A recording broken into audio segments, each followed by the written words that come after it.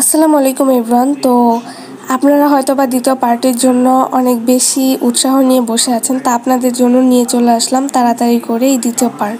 আগের ভিডিওতে আপনাদের সাথে শেয়ার করেছিলাম আপুর বেবির জ্বর এসেছে এই এতটুকু।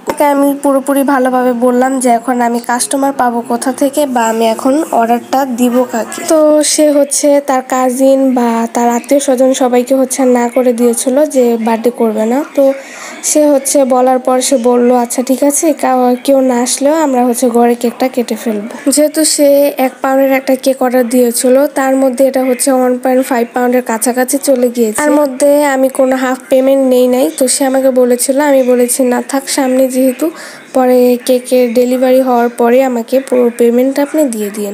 এই শিক্ষা থেকে আমি বুঝতে পারলাম যে আসলেই কোনো পেমেন্ট ছাড়া কোনো কেক এখন থেকে অর্ডার নেওয়া হবে না। তো আমার পেজে যারা হচ্ছে কেক নিতে চান তারা হচ্ছে অবশ্যই হাফ পেমেন্ট দিতেই হবে।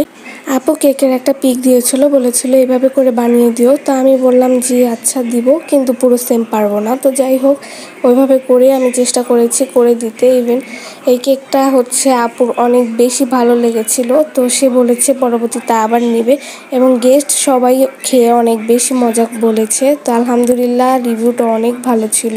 ফেসবুক থেকে দেখলে অবশ্যই পেজটাকে ফলো দিয়ে পাশে থাকবেন এবং ইউটিউব থেকে দেখলেও লাইক কমেন্ট করবেন। আল্লাহ হাফেজ।